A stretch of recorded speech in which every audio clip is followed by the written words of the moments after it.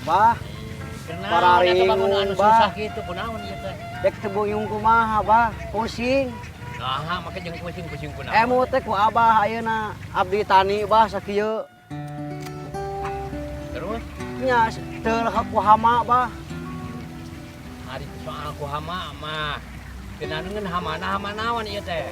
Nya, Bah, hama beurit, teu ku beurit, ana Bah lagu alaeun ieu abdi. Assalamualaikum. Waalaikumsalam, Pak Haji. Tuh, Pak Ustad datang tuh. Damang ya.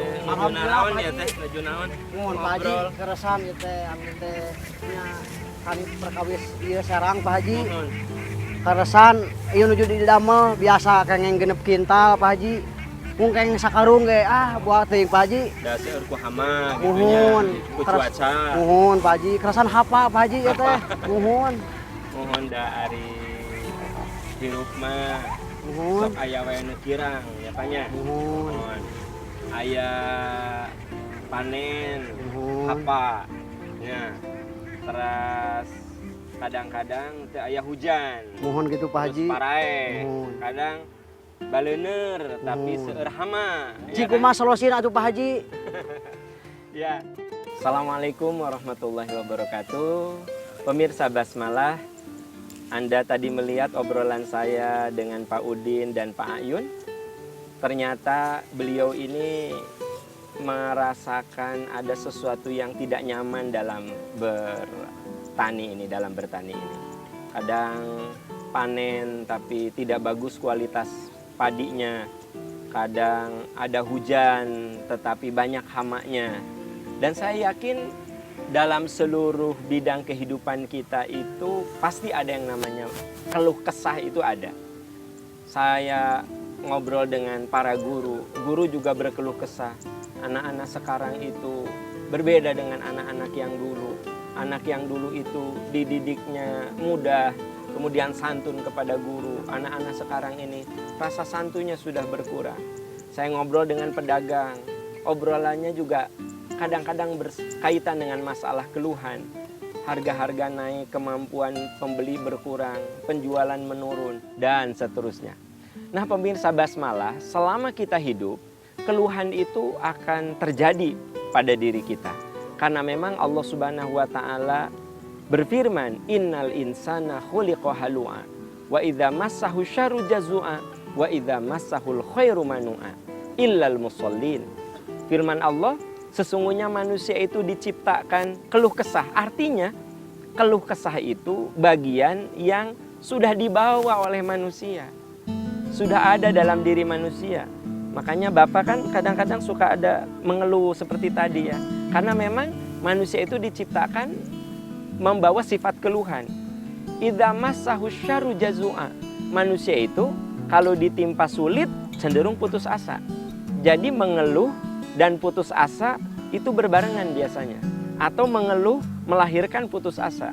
Wa idza massahul khairu manu'a. Dan manusia itu apabila diberi kelebihan, dia suka lupa diri. Itu sifat yang melekat pada manusia manapun. Nah, tugas kita adalah bagaimana mengatur keluhan ini, memanage keluhan ini menjadi energi untuk kebaikan. Sebenarnya keluhan itu muncul boleh jadi karena kekhawatiran. Dan orang khawatir itu dalam batas tertentu perlu dan harus.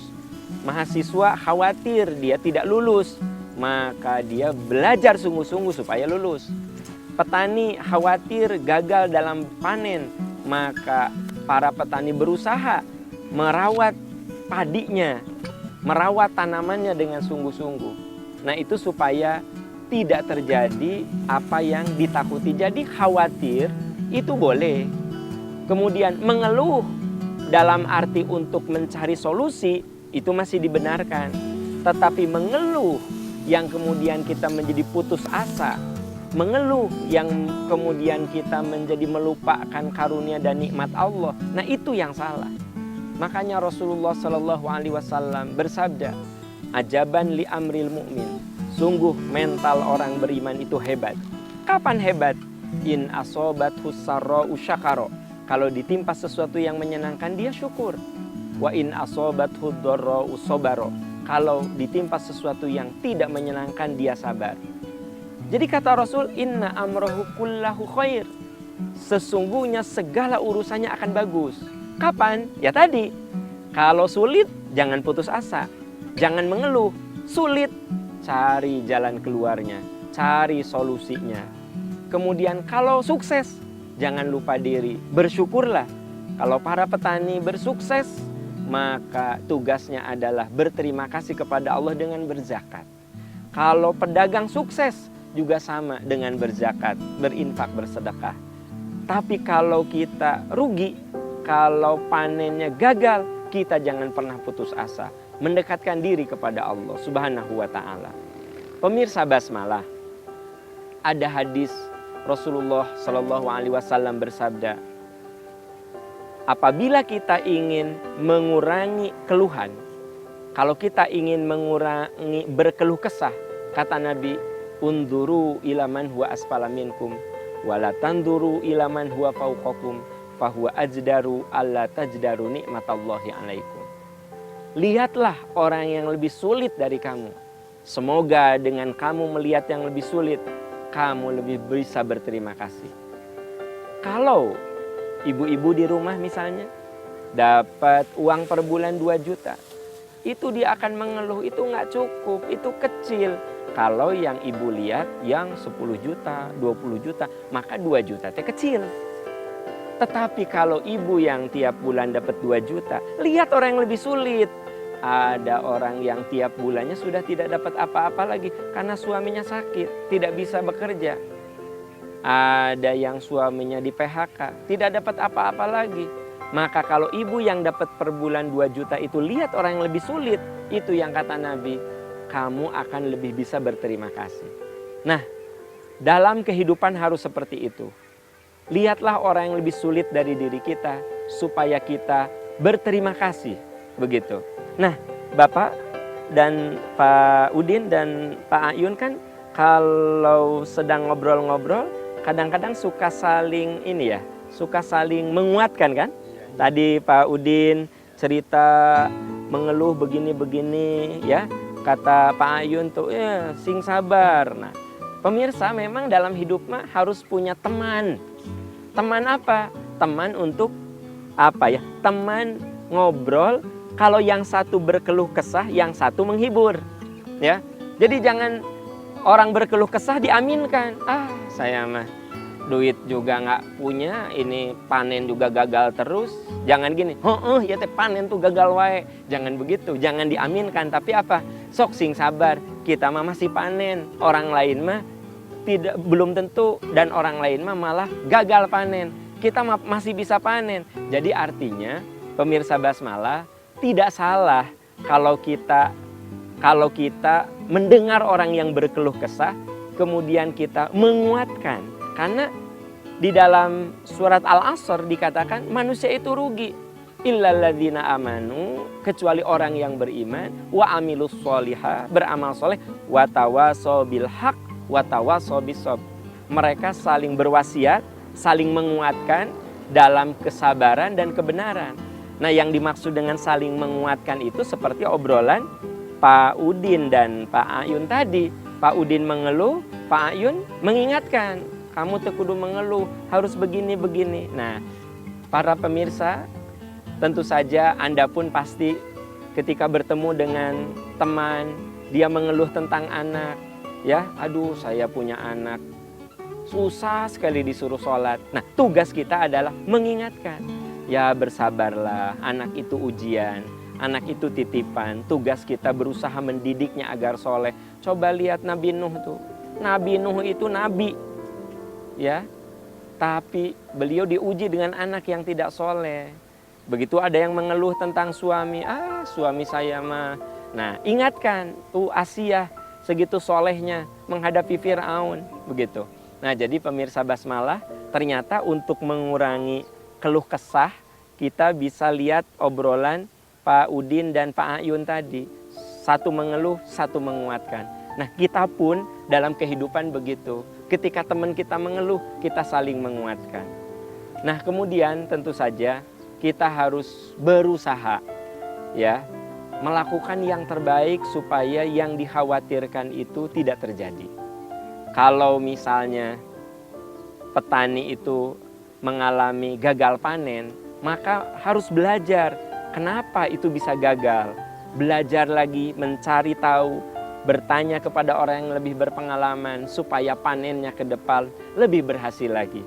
Kalau kita jadi guru, ternyata anak-anak kita tidak mengerti apa yang kita jelaskan, tidak perlu berkeluh kesah, tetapi mencari solusi, belajar kenapa anak-anak ini susah sekali menerima pelajaran dari diri kita. Nah, pemirsa Basmalah, memang itulah yang namanya kehidupan. Kehidupan tidak pernah lepas dari ujian, maka tugas kita menyelesaikan ujian itu dengan indah, dengan sungguh-sungguh, karena sebenarnya mengeluh itu tidak akan menyelesaikan masalah. Ya, Pak Udin, Pak Ayun, jelas kan yang saya tadi sampaikan? Alhamdulillah Pak Ustadz jelas. Ya. Atau saya jadi malu sama Pak Ustadz, saya dari tadi mengeluh, dosa enggak Pak Ustadz? Iya, sebenarnya Pak Udin, pemirsa, sekedar mengeluh untuk melepaskan beban-beban psikis ya, itu tidak ada masalah. Yang tidak boleh itu mengeluh yang membuat kita jadi putus asa. Pak Udin keliru kalau gini, orang mau tani deui. Nah, jadi tina mengeluh kemudian aku mah nggak akan bertani lagi, ya kan gitu. Nah, itu yang keliru. Tapi kalau ada mengeluh ya, jadi dalam batas tertentu mengeluh itu tidak salah. Yang tidak boleh itu Pak Udin, mengeluh yang membuat kita putus asa, mengeluh yang membuat kita menyalahkan kepada Allah. Tapi kalau mengeluh dengan sesama teman, tujuannya untuk mencari jalan keluar, mencari solusi atau mencari dukungan kekuatan mental, tentu mengeluh seperti ini masih dibolehkan, gitu ya. Nah, pemirsa, itu gambaran yang bisa kita lihat, ternyata mengeluh itu sesuatu yang alamiah. Tugas kita memanage keluhan itu menjadi energi untuk melakukan yang lebih baik. Seperti halnya Pak Udin tadi mengeluh supaya ada kekuatan untuk melakukan sesuatu yang lebih besar, yang lebih bagus, begitu. Nah, itu sebabnya kita harus pandai mencari teman, kawan yang membuat keluhan kita ini menjadi kekuatan untuk berbuat kebaikan. Pemirsa Basmalah, semoga Allah Subhanahu wa Ta'ala memberikan kekuatan kepada kita untuk memiliki mental yang bagus, menyelesaikan masalah hidup bukan dengan keluhan, tetapi dengan penyelesaian masalah. Subhanaka Allahumma wa bihamdika, asyhadu an la ilaha illa anta, astagfiruka wa atubu ilaik, walhamdulillahirabbil alamin. Wassalamualaikum warahmatullahi wabarakatuh. Aduh. Gog.